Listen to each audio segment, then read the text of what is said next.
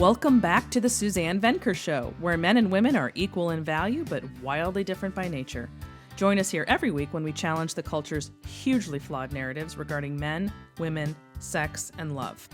This program is brought to you in part by Let's Get Real, where forensic accountant Tiffany Couch uses her financial skills to shine the light on the real issues we all face every day.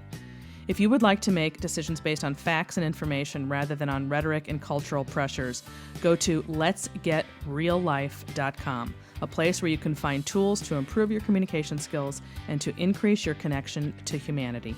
That's letsgetreallife.com. Okay, last week I told you that our new monthly segment, the Bill and Suzanne Hour, would begin on August 17th. But my guest for this week had to reschedule, so my husband Bill is actually here with me a week early for our first installment.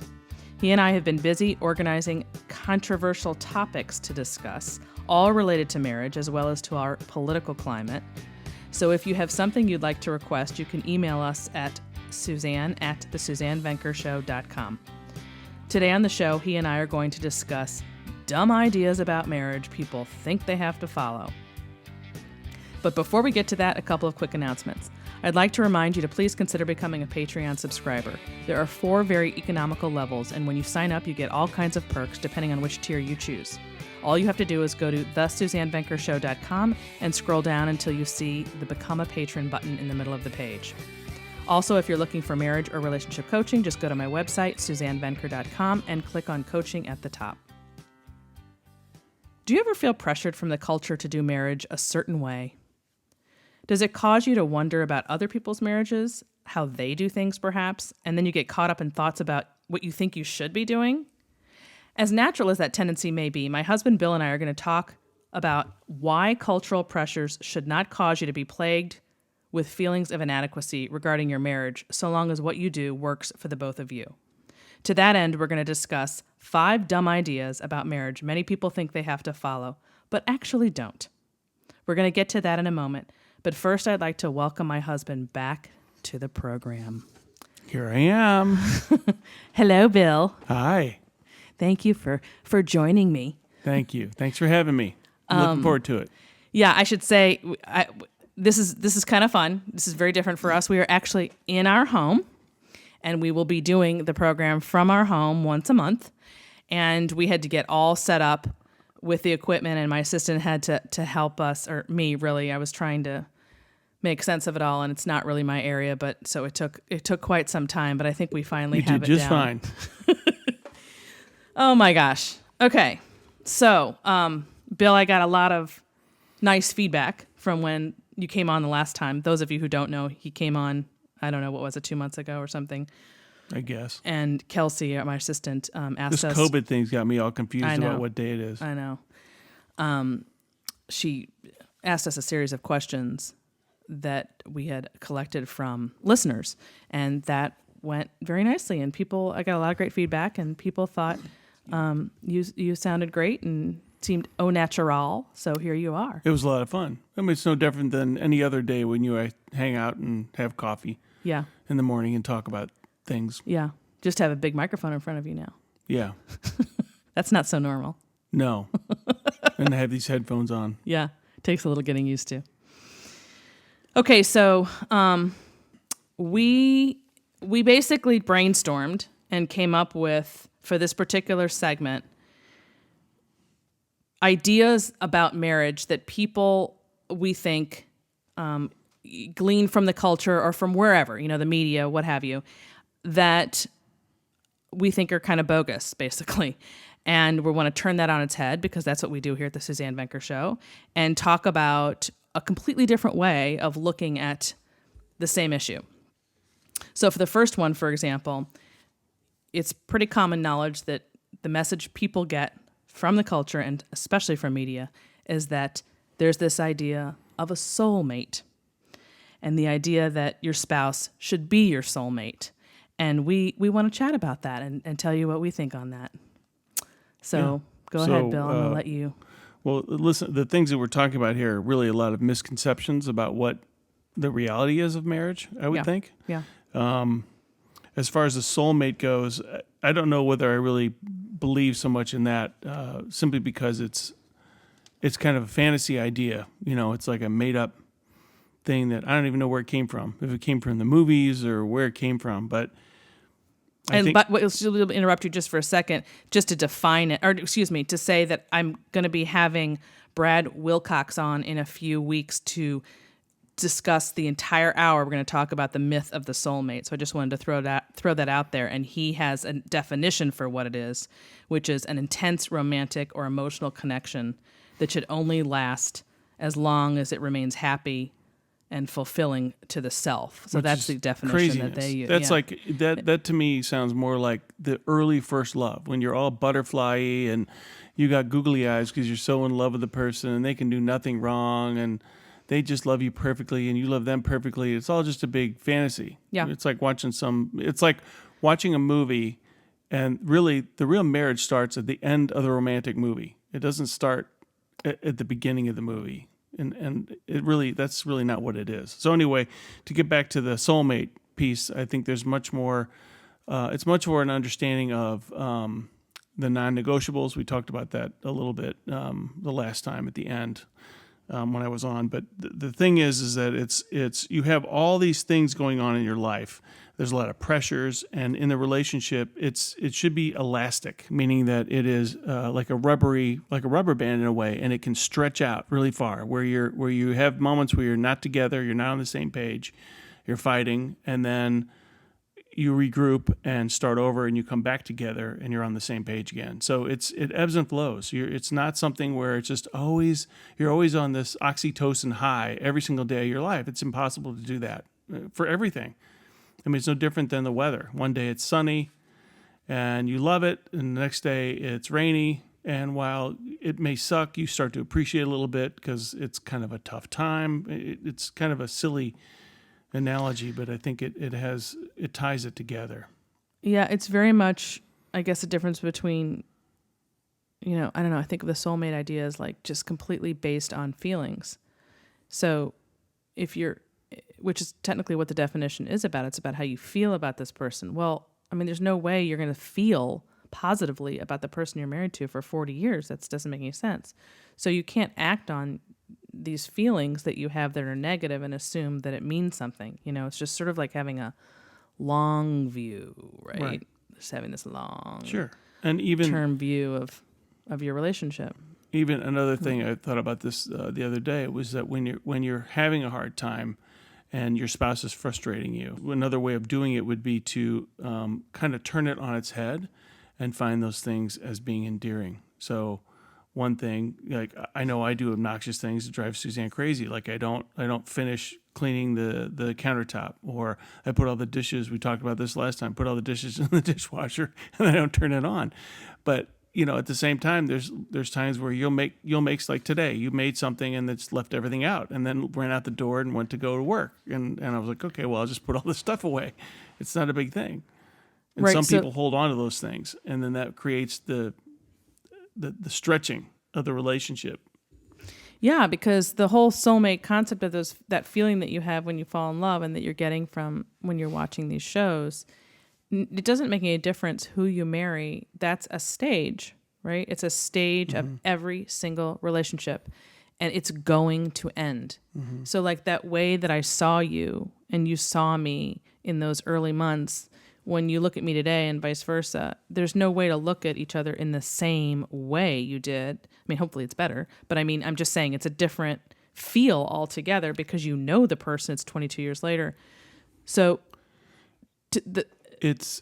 I would describe it this way. It's more of a feeling. I have feelings for you that go all the way down to my the marrow of my being, of where I am coming from. So for instance, you joke around a lot about how you have to go first, and that, when we die or whatever, when we're 900 years old. Yeah, because I won't be able to cope. Because you won't be able to handle it. And then I got up Saturday morning or Sunday morning, I thought, wow, what would it be like if Suzanne just wasn't here? Like she had passed away. And I thought, wow, that's really hard. I would have a really hard time with it. I know that I would. You always say that I would get through it, and I would, because I muster to get through things. But it wouldn't be fun. It would really kind of, because when I think of you, if I was going to use the word soulmate for anything, it would be the fact that you and I are so much on the same page about so many of the important things that are in our life. That to me is what the soulmate is. It's not, you like to eat peanuts just like I do. That's not a soulmate. Or you like to go hiking like I do. That's not soulmate material. Soulmate material is you're on the same page about who you are as a human being in terms of what your goals are together as a couple. Yeah, and I like when you've said in the past that you can love anyone, but that doesn't mean you belong with anyone. So in other words, you can feel a certain way about somebody that's just all about love and chemistry, and you think that's your soulmate, but those are your hormones. Yeah, exactly. And I don't know how to separate it for people, young people in particular, because they're just bombarded with it every single day. Worse now than 20 years ago because of social media and because of these images and everything that they're reading and getting constantly in their face. I know in one of my books I actually wrote, like, close your eyes and imagine if you lived in a day before there was even television, right? Like there was no images, there was no nothing. Mm-hmm. And you just were living a very simple, plain life and you didn't know what was going on out there in the real world. Mm-hmm. If you're not bombarded with those images about sex and romance and soulmate concept, it's not going to dawn on you to even approach or think about your marriage in that way. And that's actually better. Right. To not have that bogus message in your face all the time. The phrase I always use is, you can love anyone, pretty much anyone, but are they the right person for you? So, and I always remind the kids, they have to there's a certain amount of selfishness in dating to find someone you're going to marry, because you really kind of need to be on the same page on so many levels. And that's not soulmate material. That's, Right, but you can understand how the person who, when you're feeling that strongly about somebody, I mean, we both had people in our lives before us, and it's hard to separate and not think about that person as your soul. I don't know. Right. It's like the power to phrase Seinfeld, it's the Kavorka. That was great. I got the Kavorka for this person or whatever. I can't. They've got the Kavorka over me, and you can't think straight. Yeah. And you make bad decisions because you're not separating the emotional passion you're feeling with, is this really the right person? Because I'm really attracted to him and I like him for this, and this, and the reason, but are they the right reasons? And that's part of it. Why we're talking about this is I think a lot of people don't talk about what are the right reasons to get married to somebody or have a relationship with them. Yeah.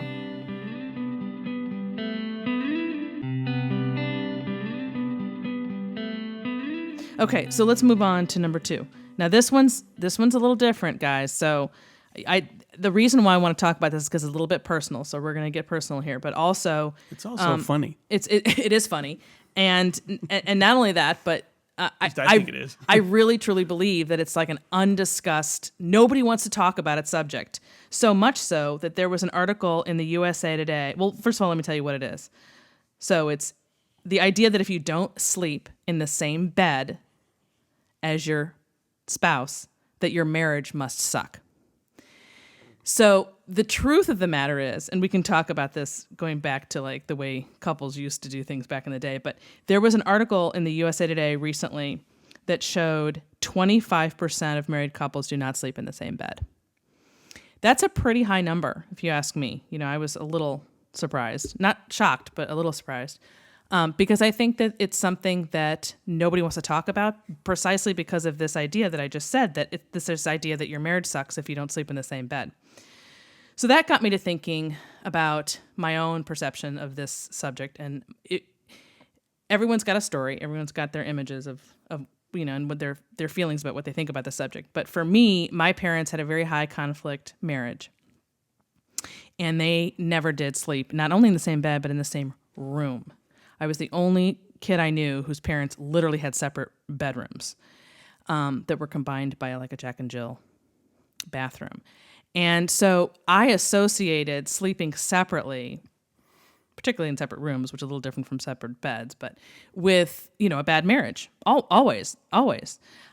or a high conflict marriage, or, just it wasn't good. Like there was a reason why they didn't sleep together. But the reality is about 10 years into our marriage, we started struggling sleeping in the same bed. And there are different reasons for that, which, it doesn't really matter what the details are. He moves a lot. There's people who snore. There's people who snore. Yeah.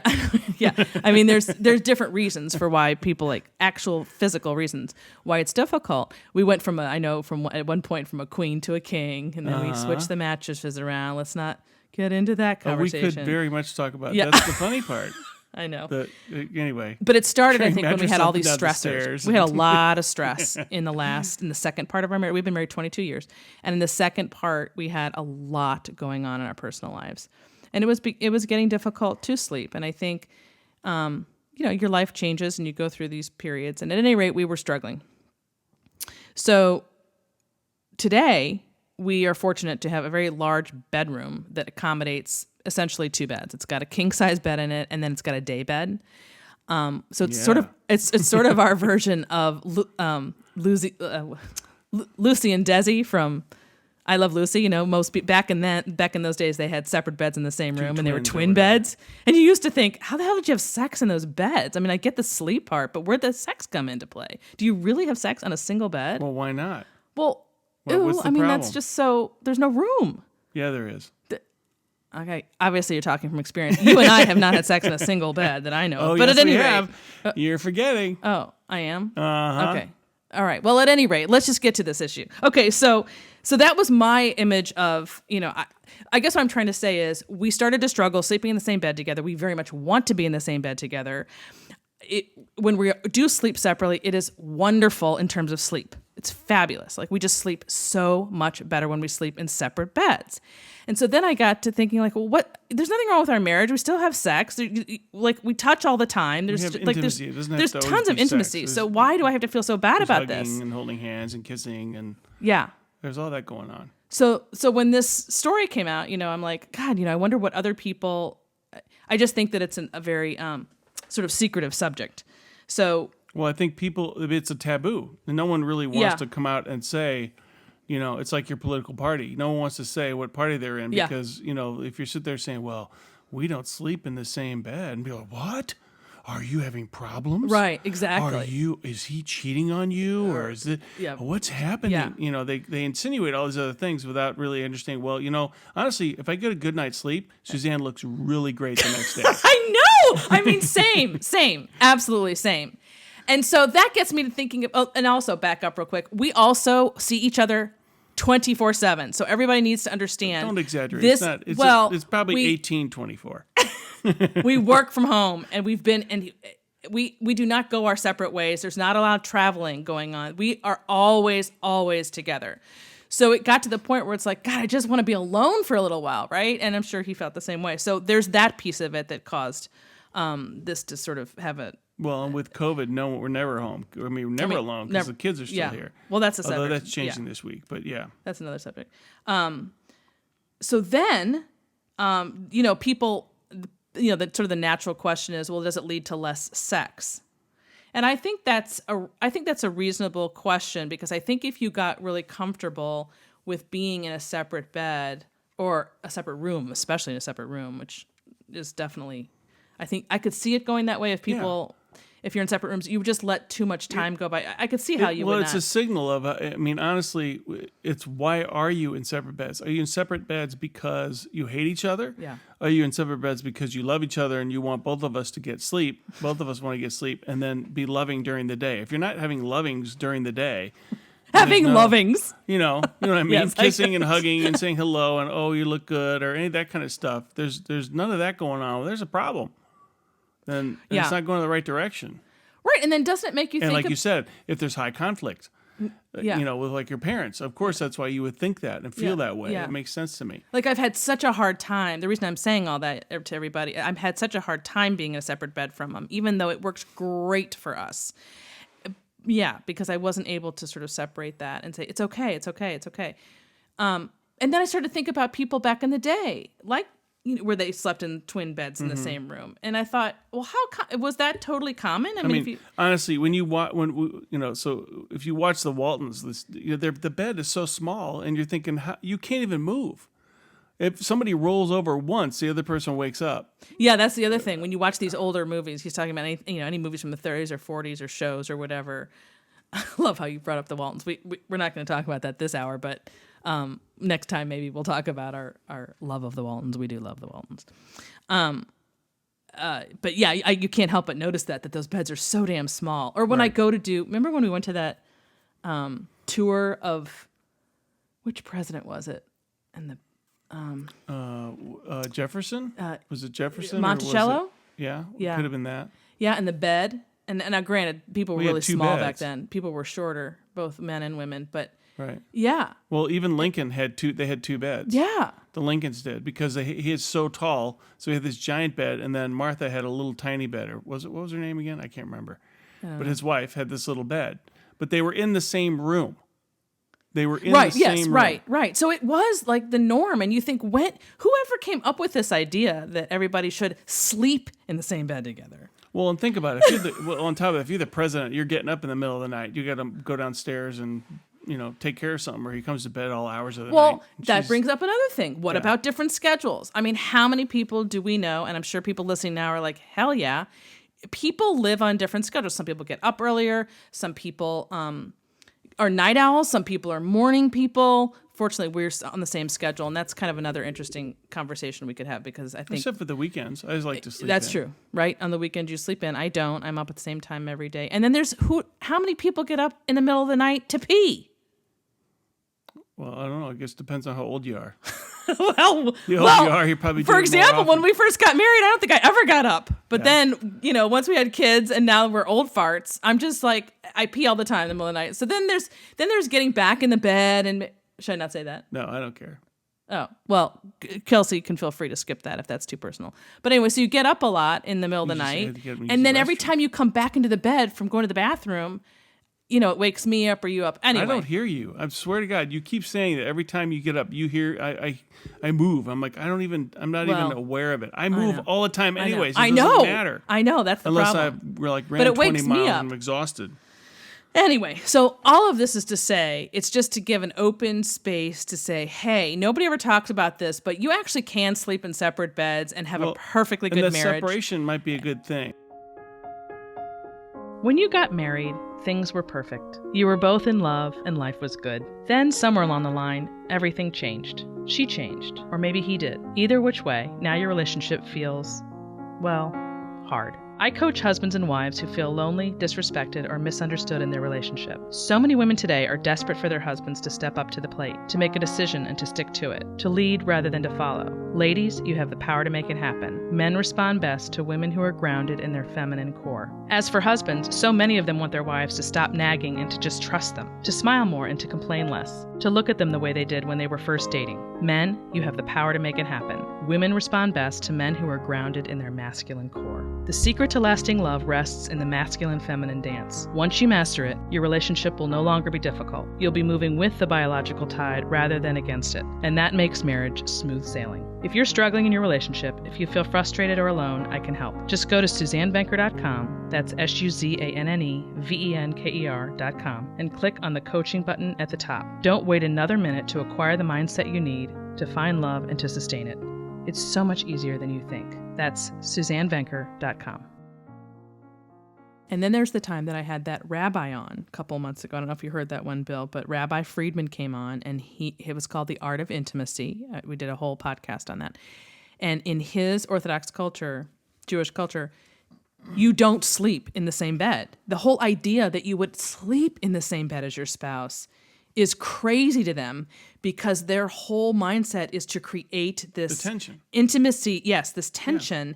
Yeah. Well, like they also don't have sex during the woman's, like 2 weeks out of the month. Yeah. I think you can only have sex in the Orthodox Jewish community 2 weeks out of the month and not the other two for some reason. But anyway, in addition to that, they sleep in separate beds. So the idea being that you get together, you don't become so accustomed to each other in that way that it breaks down intimacy. Now, I'm not suggesting that it has to be that way. I'm just saying that was a really interesting hour. And it was a completely different take on this whole issue that you never hear about in, the culture. Well, it's the idea of missing someone. Yeah. Just like what you were saying, like when you liked when I was gone for a week because you'd miss me. I'd be exhausted. You'd come up and give me big hugs, and I'd be like, okay, that's great. I just want to get inside and sit down. Yeah. We were talking, because I was on the road all day and all week. But there is something we said for that. Even like if you go out of town once every 10 years, I feel that way when you come back. I know. He's always like, when are you leaving? You never leave the house. That's the other piece of our relationship is that we really are at home all the time. You don't travel. You just don't travel. I just don't travel a lot. I used to travel a little bit more, but even when I did travel more, it wasn't that much. It was just a couple times a year for a day, to like go on a show. Well, it's like if you'd leave for 24 hours and you called me, I miss you. I'm like, what? I haven't been gone that long.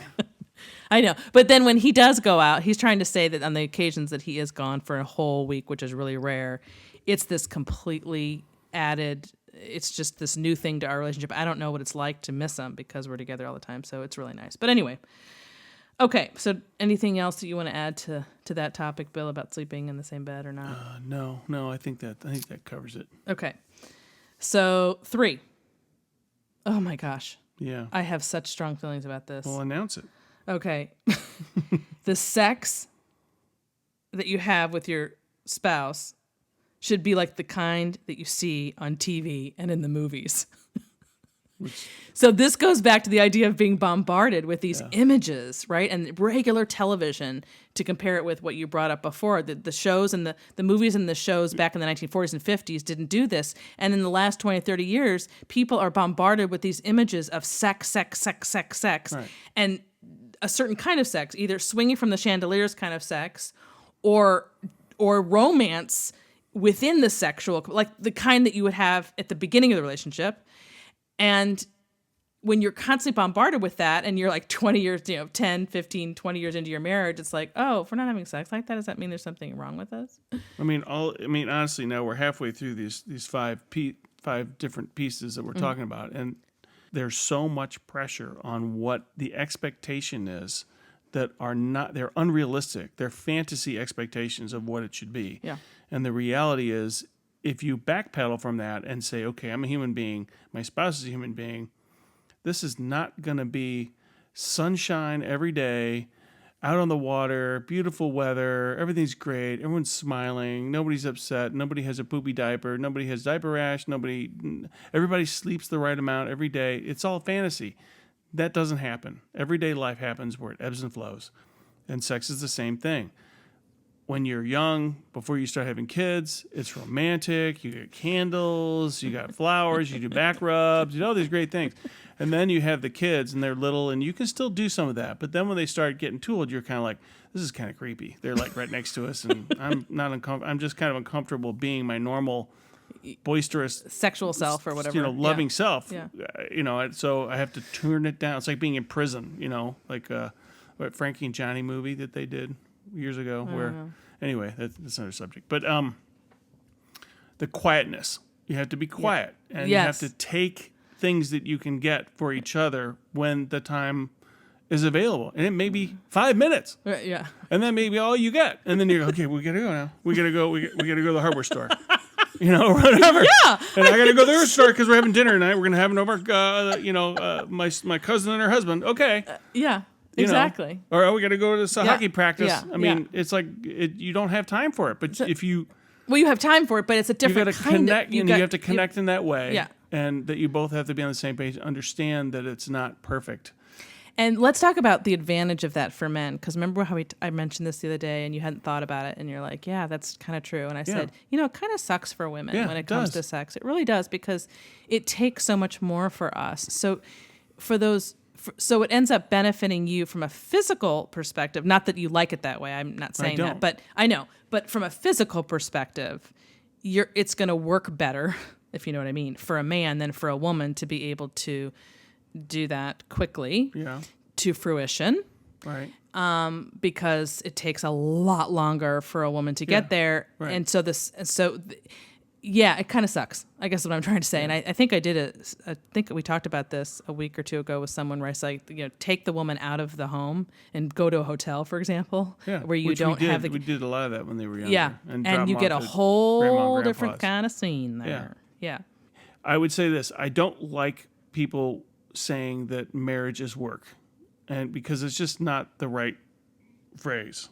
I think we have that for another episode. Do we? Yeah, that's well. Anyway, I'm just going to say that on set. We can focus on that more later. But really, the key word is commitment to the relationship, and your passion is in the relationship. So what I mean by that is, my passion is connecting with Suzanne, talking to her, being with her, talking about the things that are going on in our lives. I mean, granted, there's days where I don't want to say a darn thing because it's a bad day.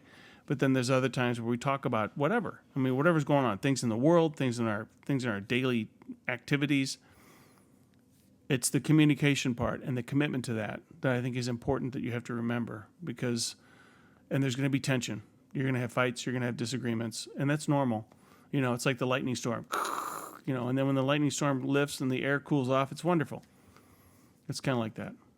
So were you relating that to the sex thing somehow? Yeah, kind of. It's the same thing. It's like it ebbs and flows. Again, the elasticity where it gets hard. The relationship on that end of it is a little thinner than what you want it to be. It's not quite where it should be, but then eventually it does come back to where it needs to be. As long as you continue to have the connection throughout.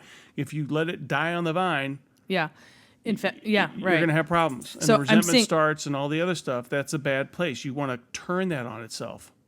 I think I'm noticing a theme here I didn't really realize we had until we started talking about this. But okay, so number 4 is that if you think about divorce, if you ever have a fleeting thought about divorce, that somehow means you married the wrong person. So, in other words, and this, when I say there's a theme, I'm like, because we're going to talk about ebbing and flowing again, I think, because it's just not realistic to think you're going to be married to someone for 40 years and never have a fleeting thought about, what would it be like if I didn't marry that person? Right. Or what would it be like if I left, not seriously did it, but like if I didn't live with that person or whatever. Like, that's normal. Right. Well, it's kind of like, well, there's Jim over there across the street. He's kind of a good looking guy. And, why, but then when you get in the yard, you think the yard looks pretty good. But you get in the yard, you're like, oh, well, there's crabgrass there too. Yes, exactly. It's the same. So that's the whole it's just green a grass different syndrome. Form of crabgrass, but it's crabgrass. As my dad said, when my dad got divorced when I was 11, and in my teenage years, he said to me, marriage, he goes, just make sure that you experience courtship with a lot of different ladies, so you get to learn their personalities. And then he said, marriage, what I learned was marriage is just going from one frying pan into another, because he got divorced and then remarried. My mom didn't remarry. And I understand what he's saying. And the frying pan part is the silly, stupid stuff that there's tension and things you got to deal with. In fairness, it's when you're talking about divorce, because as you know, my dad divorced and then married my mom, and he felt the same way, out of one frying pan into another. But I wouldn't say it was silly stuff that they got divorced over. Well, no. I mean, it was big. It was big time. No. But the idea is that I think the idea you mean is that it's going to be solved by leaving and finding another person, and that all is going to be right with that other person. Right. In fact, you very often just end up. It's a frying pan. What do you call it? Robbing Peter to pay Paul, or whatever. You just have a different set of shit. Yeah. So, it's a frying pan. It's about the temperature. You control, honestly, in the marriage, you can control the temperature of the frying pan. Yes, that's how you communicate and get along. Yeah. If you want it, what I mean by it, when there's a lot of tension, it's hot. Mm-hmm. I mean, it is hot. Mm-hmm. You're both in there frying up. But if you can get it under control and put it on low and slow, it'll be a lot more tender at the end. But just to go back to the idea of the divorce, and a lot of you who have followed me for some time, know that I've talked a great deal or written a great deal about taking divorce off the table. And so Bill and I are very, very much proponents of that. So when you're seriously talking about this subject, you don't want divorce. When you're seriously talking about the subject of divorce, my argument has always been take it off the table, don't even entertain it, because that's going to change the way you approach your marriage. And I stand by that. But at the same time, I'm also saying from a lighter perspective, but hey, of course it's human and normal to think, what would my life be like if I weren't married to that person or if I'd married someone else. That's just human. So don't think that there's something wrong with you or that it means something. That's really my point of bringing this whole thing up. So when we first got married, and I think this is a symptom of being a young boy and a teenager of divorce, that whenever you and I got in a fight when we first got married, I'm like, well, it's just over. We're going to get divorced. And it took me a long time to process all that, because I walk in the door, I'm like still upset, and you're like, hi, how are you? Oh, it's so good to see you. And then you give me a kiss and give me a hug. And I'm like, what the hell's wrong with her? We just had a big fight this morning. Well, we should be talking about divorce, and then I started to think about it, and I was like, well, okay. Then she's just moved on. So I learned from that to move on, because these things really were pretty innocuous. Yeah. In fact, when you come back, I'd like to talk a little bit more about that. Because that's kind of a big subject, to, like how you brought a certain mindset to the table, as did I, and most people, they're not matching. They're not necessarily matching because it has to do with their respective upbringings or whatever, and then how you sort of gel. It's also over the understanding. time. Yeah, I mean, understanding the other person and their background and what they were brought up in, and what they're bringing to the table.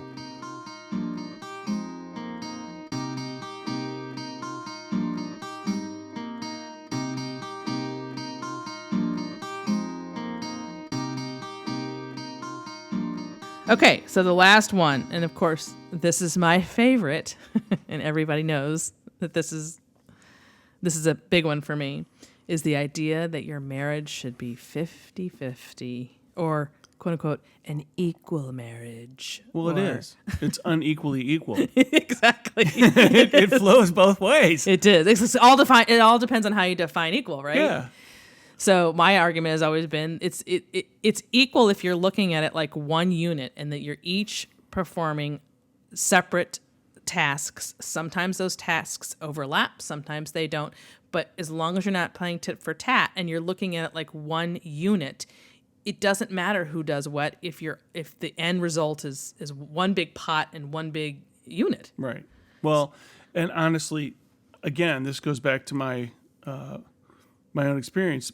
My personal feeling is that a lot of the quote unquote sexism that they claim was going on back in the 50s and 60s, where men did not respect what women did in the home, honestly, in my experience, I think is a very small percentage of men Agreed. who felt that way.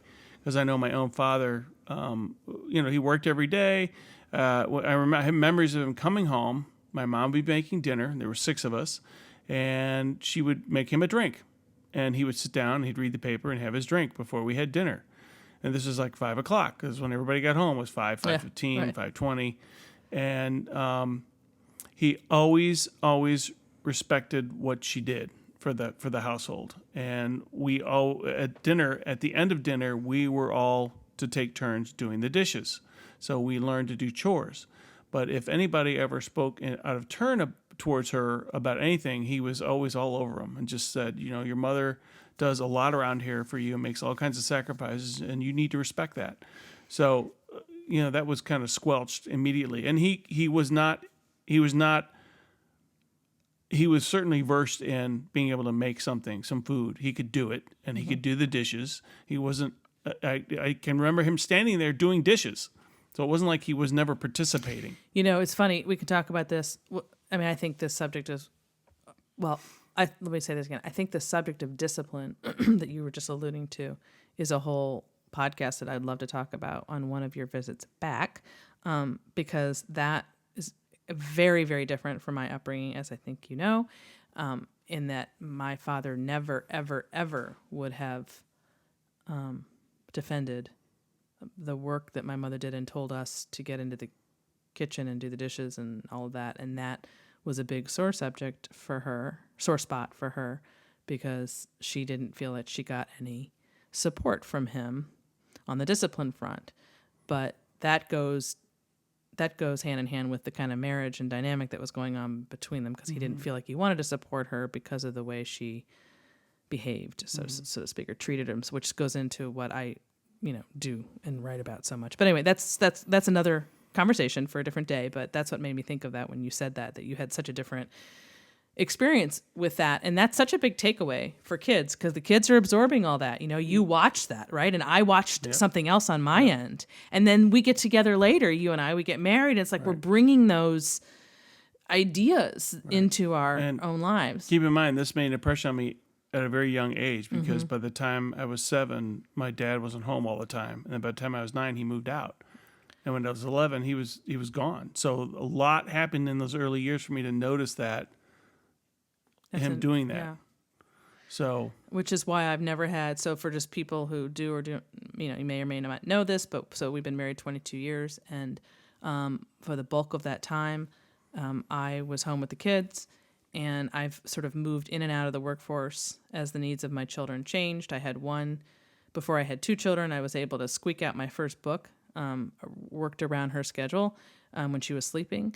And so I was either with her or I was writing a book. And then once I had our son, once we had 2, I pretty much dropped out of sight. And then it wasn't until they were both in school that I wrote another book. In the meantime, I just sort of blogged. That blogs were just sort of becoming big then. But at any rate, during this whole time period, of course, Bill has always been the steady earner. And I've had a lot of people ask me, how that worked or how he felt about being the sole breadwinner or the primary breadwinner. And it's such an interesting question to me because it was never even a question that you would support me on that. No doubt because we covered that when we were even dating, which is a whole nother thing. Right. We knew this early on what we wanted on the arrangement. But from day one, I wanted somebody to be home. Yeah. With the kids. Yeah. I was open to it if it was going to be me. If you were some high-powered lawyer, I wouldn't necessarily say I'd want to do it that way. But if that was the way it was going to end up, then I would have been comfortable with having to do it. It would have been fine. Yeah. So you my feelings on that. Yeah. I don't think that would have worked at all. But I hear you. I mean, I know you were theoretically, but anyway, it was moot because I never would have ever wanted that. Because I wanted to be that person who was home, and I never would have considered any other way. I didn't marry someone who was like that. I married someone where I was the breadwinner. Right. So, I don't know. You say that you would have... I was 33 when I got married. Yeah, so I know. I don't know. You say that, and I know you mean it, but I can't conceive of you ever really doing that. Doing what? Long term and being happy. No, yeah. Being home with them. You said you would have done that. Yeah. But if you'd wanted to marry a high-powered lawyer, you would have. So that's what I said. Yeah. I didn't want that. Yeah. In the end, I really didn't want it. Right. But anyway, so that I think we've talked about this in the past. So it's never really been an issue, with who's doing what in our relationship. But I know that it is for a lot of people, and that has to do with the constant drumbeat that people deal with in the media and in the culture about how it's supposed to look, and there are these expectations that completely they're unrealistic. They're completely unrealistic, and they don't match what people want, what most people want, and so you're constantly up against this pressure, and that's you got to get that out of your head. That's just wasted brain space to be thinking about equality. Equality has no business in a marriage. You just don't think of it in that way. It's just too big of a. It's too. I don't know. Help me out here. It's too what? It's selfish to look at it that way because honestly, the other person is doing things you're not even thinking of. Because I can tell you that if you're in a marriage where you're both sharing a lot of different duties, and then you get divorced and you have kids, those other duties suddenly become like, oh, I didn't know that Bill did this or Suzanne did that. Right. And that means I got to do it now. Right. Yeah. Right. So. Because they're not there. Yeah. So, and maybe in some cases it's okay that they're not there because it's so horrible. But, normally it's not, it just makes it that much harder for you to survive because then you're doing double duty on so many levels. Laundry, dishes, right, cooking, going to the grocery store. So So the doing whole the lawn. Keeping that in mind when you are married is just, I don't know. The whole getting into who does what is a real sticking point for me. But anyway, that's the 5th thing. So the idea that marriage should be 50-50 or equal. And most of you know how I feel about that. So that wraps up the 5 things, Bill. There you go. Yeah. How did you feel about being here? I don't know. I could be watching hockey right now, I guess. We are recording this in the evening, folks, so that is true. I don't know. We got to come up with a good... No, but it's been fun. And hopefully everybody enjoys it. And if you like it, we'll keep doing it. Yeah, well, not if. No, I've told everybody we're doing the Bill and Suzanne hour, so that's a given. But the question is, if people have suggestions, whatever, anything, any comment whatsoever that you want to make about this hour that will be once a month, you can simply email us, me or us, at Suzanne@thesuzannevenkershow.com, and we're happy to take it in the direction that you want it to go, because we're really here at the end of the day for you. So thank you very much, Bill, for joining us, and we will see you in 1 month. Okay. Right? Ish. Same bat channel. See ya. And that ends this hour of the Suzanne Venker Show. Don't forget to tune in next week when we talk to Dr. Robert Glover, author of the book No More Mr. Nice Guy. Finally, please recommend this podcast to one friend you think would enjoy it, and don't forget to leave us a review on whatever platform you're now using. Also, if you have a question or comment for me, you can email me at Suzanne@thesuzannevenkershow.com. Thanks for listening, everyone. Have a great week.